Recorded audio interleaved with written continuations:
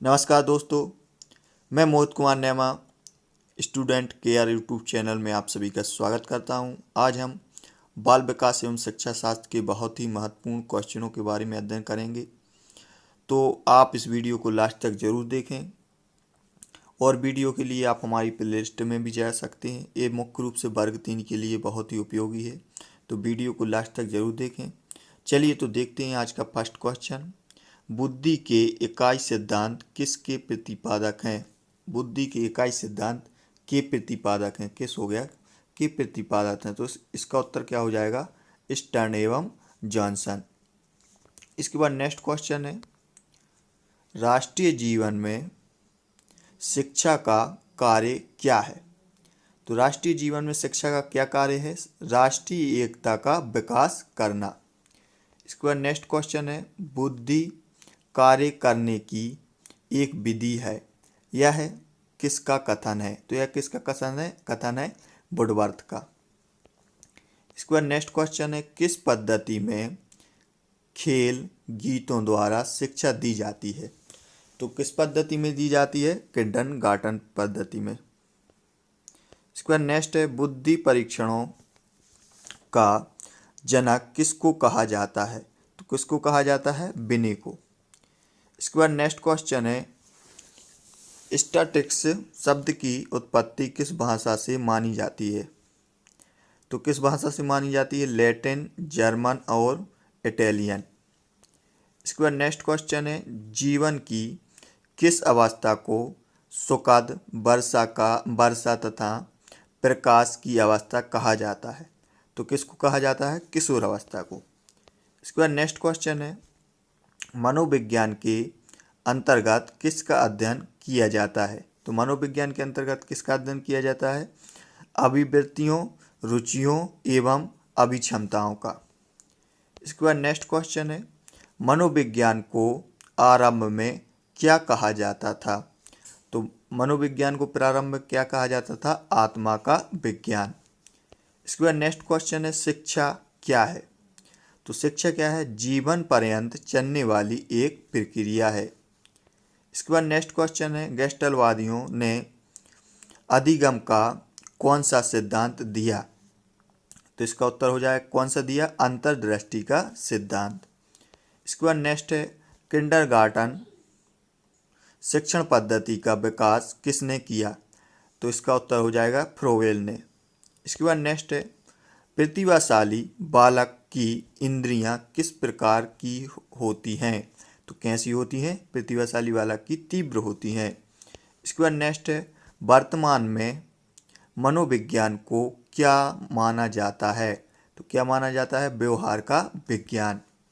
इसके बाद next question है, बालकों के प्रयास की इच्छा जीवित रखिए, यह किसका कथन है? तो ये किसका है? जेम्स का। इसके बाद नेक्स्ट है, अपराधी प्रवृत्ति वाले बालक के लिए उपयुक्त विधि कौन सी है? तो कौन सी है? उपचारात्मक विधि। इसके बाद नेक्स्ट क्वेश्चन है, बाल मनोविज्ञान में किसका अध्ययन किया जाता है? तो बाल मनोविज्ञान में किसका अध्ययन किया जाता है? बालकों के जन्म के पूर्व गर्भावस्था से लेकर किशोर अवस्था तक का। इसके बाद नेक्स्ट है, पाठ्यक्रम कैसा होना चाहिए? तो पाठ्यक्रम कैसा होना चाहिए? शिक्षा व्यवस्था, परीक्षा प्रणाली और समाज एवं परिवेश के अनुकूल होना चाहिए। इसके बाद नेक्स्ट है, शिक्षा ही राष्ट्रीय एकता का आधार है, यह कथन किसका है? तो ये कथन किसका है? जवाहरलाल नेहरू का। इसके बाद नेक्स्ट है, प्रेरणा शब्द का मनोवैज्ञानिक अर्थ क्या है? तो क्या है? आंतरिक उत्तेजना। इसके बाद नेक्स्ट है, प्रतिभाशाली बालकों में किस अवस्था के लक्षण शीघ्र दृष्टिगोचर होते हैं? तो किस अवस्था के होते हैं? किशोर अवस्था के। इसके बाद नेक्स्ट है, खेल खेल में ज्ञान प्रदान करने की पद्धति कौन सी है? तो कौन सी है? मंडेसरी पद्धति। इसके बाद नेक्स्ट है, खेल का सामान्य अर्थ क्या है? तो खेल का जो सामान्य अर्थ है वो क्या है? चित्त की उमंग। खेल का सामान्य अर्थ क्या है? चित्त की उमंग। इसके बाद नेक्स्ट है सीखना विकास की प्रक्रिया है। यह कथन किसका है? तो यह वुडवर्थ का है। इसके बाद नेक्स्ट है प्रतिभावान छात्र की बुद्धि लब्धि होती है तो 140 से ऊपर मतलब अधिक। इसके बाद नेक्स्ट क्वेश्चन है परिवर्तन की अवस्था किसको कहा गया है? तो परिवर्तन की अवस्था किशोर अवस्था को कहा गया है। इसके बाद नेक्स्ट जीवन के किस काल को तूफान व संघर्ष की अवस्था कहा जाता है? तो किशोर अवस्था को ही जीवन का तूफान काल कहा जाता है। इसके बाद नेक्स्ट है अंधे बालक किस लिपि के द्वारा पढ़ सकते हैं? तो किस लिपि के द्वारा पढ़ सकते हैं? ब्रेन लिपि के द्वारा। किसको 20वीं शताब्दी को बालक की शताब्दी कहा जाता है? तो एडलर। किसने 20वीं शताब्दी को बालक की शताब्दी कहा जाता है? तो इसका हो जाएगा एडलर। इसके बाद नेक्स्ट है शिक्षक की सफलता का रहस्य क्या है? तो मनोविज्ञान का ज्ञान होना। इसके बाद नेक्स्ट है मानसिक स्वास्थ्य विज्ञान को प्रारंभ करने का श्रेय किसका है? तो C.W. बीयर्स।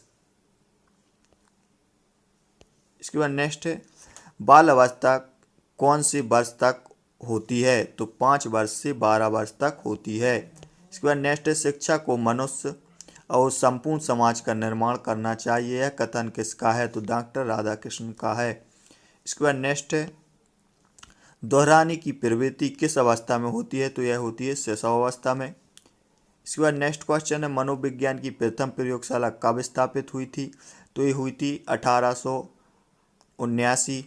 कहाँ पे हुई थी? जर्मनी में। खेल के पूर्व अभिनय सिद्धांत का प्रतिपादन किसने किया था? तो इसका हो जाएगा मालब्रेंस। इसके बाद नेक्स्ट है सक्रिय उत्पाद त्रिआयामी और प्रज्ञा संरचना जिसमें से गिलफ्रोड ने कौन सा बुद्धि सिद्धांत दिया? तो उपयुक्त सभी। कौन कौन सी दिए हैं? क्रिया का उत्थान, त्रिआयामी एवं प्रज्ञा संरचना, इनमें से कौन सी दिए गिलफ्रोड ने? तो तीनों दिए हैं, उपयुक्त सभी। इसके बाद नेक्स्ट है सीखने के सफल अनुभव अधिक सीखने की प्रेरणा देते हैं किसका कथन है? तो फेंडसन का है। इसके बाद नेक्स्ट है बाल अवस्था को जीवन का अनोखा काल किसने बताया था? तो ये किसने बताया? कोल व ब्रूस ने। इसके बाद नेक्स्ट है राष्ट्रीय एकता का प्रमुख आधार क्या है? तो राष्ट्रीय एकता का प्रमुख आधार शिक्षा है। इसके बाद नेक्स्ट है करके सीखना किस अवस्था के लिए उपयुक्त होता है? तो शैशवावस्था, बाल अवस्था और किशोर अवस्था, मतलब तीनों अवस्था के लिए उपयुक्त होता है। इसके बाद नेक्स्ट है किस नियम के अनुसार प्रतिभाशाली माता पिता की संतान निम्न कोटि की होती है? तो किस नियम के अनुसार होती है? तो प्रत्यागमन का नियम।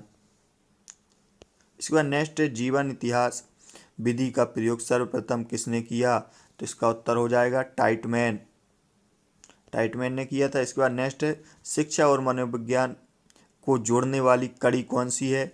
तो यह है मानव व्यवहार।